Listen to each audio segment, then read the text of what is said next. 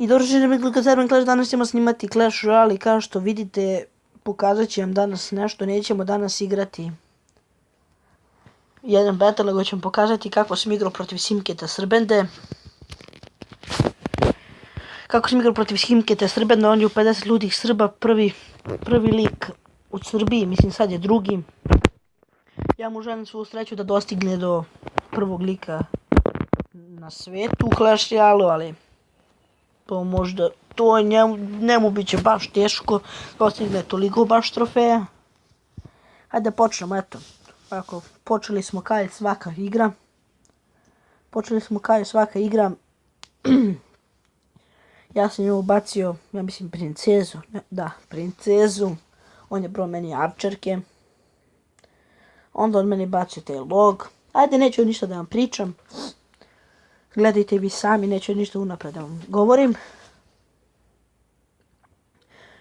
Vidite, znači previše teško je bilo da mu uopšte taknem kulu. Znači, morate biti baš dobar igrač. Ja protiv njegovog deka, znači, nemam ništa. On je previše zna dobro da koristi ovaj dek. Znači, sve ljude koji imaju log i Arena 9 neka koriste ovaj Simketov dek. Znači, zamolio bih da, ako želite da se poboljšate, da gledajte njega. U stvari, pa ne možete ga gledati, pošto nije bitno.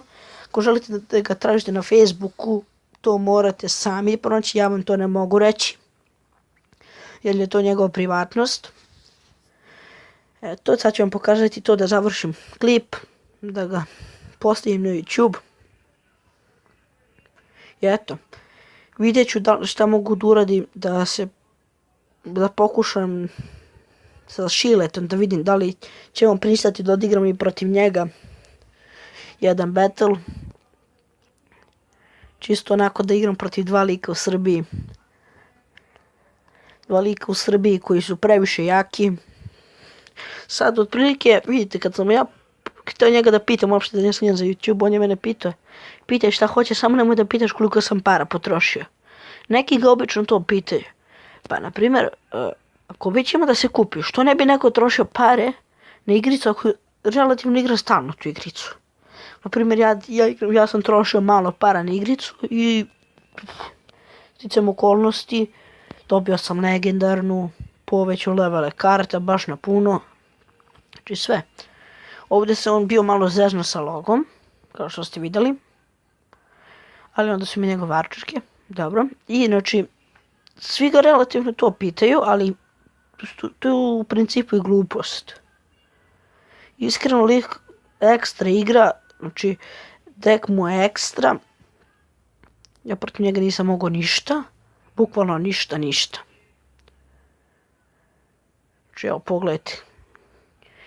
Ja sam njega gledao i kako je preigrao, prvo što sam ga prihvatio na Facebooku, mislim što on mene prihvatio na Facebooku, igrao je Clash Royale, ja sam ga pogledao, on sa ovim dekom kida, znači sve pobeđuje. Tu me pobeđuje 1-0, falio mu samo neko te udario da dođe do 2-0, ali nije. Eto ljudi, to je bilo to za ovaj klip. Ako želite klip sa Šiletom, lajkujte, subujte i šerujte i eto, poz.